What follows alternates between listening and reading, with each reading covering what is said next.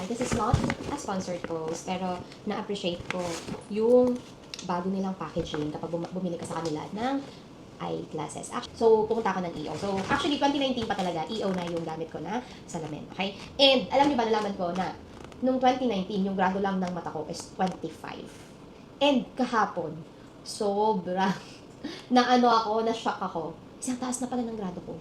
Kasi kung mapapansin nyo, wala akong salamin, di ba, for the past months. Kasi nawala ko yung pinagawa ko sa Sanis. Wala pa yung 4 na buwan, I think, nawala na. So, kaya, ngayon, sabi ko kahapon, magpapagawa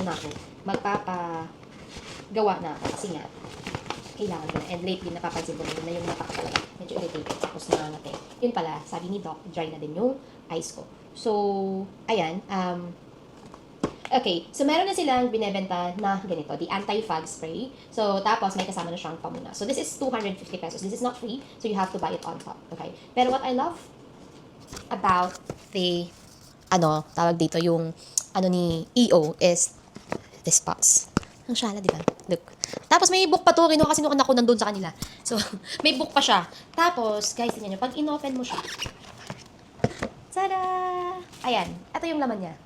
So, meron siyang, syempre, yung lalagyan ng salamin.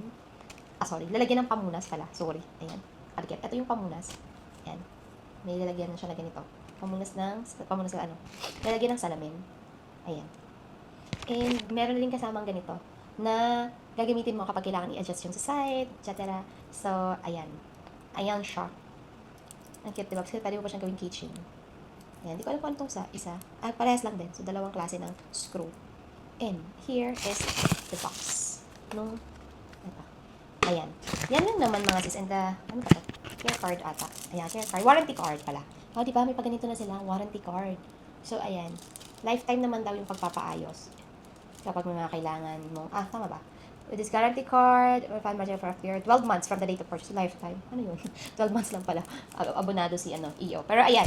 Ayan, yung gusto ko dito sa kanila ngayon is may pa-box na dati kasi yung ganito nga, napakasimple pa. Tapos ba ilalagay na siya sa paper bag or sa eco bag and that's it. Pero ngayon, meron na siyang ganito. So, shala-shala na siya, diba? So, ayan lang mga sis. Gusto ko lang i-share kasi just in case you want to have, or tawag dito, magbago kayo ng salamin. So, ayan. So, ito nga pala yung napili ko. Actually, tinulungan ako ng pamangkin ko pumili ng ganito. So, ng frame. So, hopefully naman bumagay sa akin.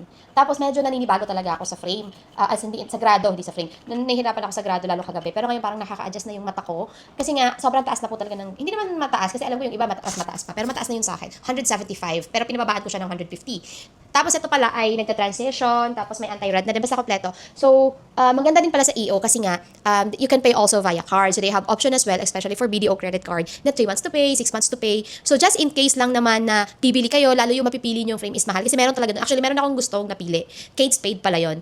And kasi hindi ako tumingin sa mga brand, mga sis kagahapon. Tumingin lang ako sa design. Tapos yung gusto ko talaga kasi medyo maliit siya dito, mas bagay siya sa akin. Kaso, ang mahal niya, frame pa lang 17K, although they have 40% off.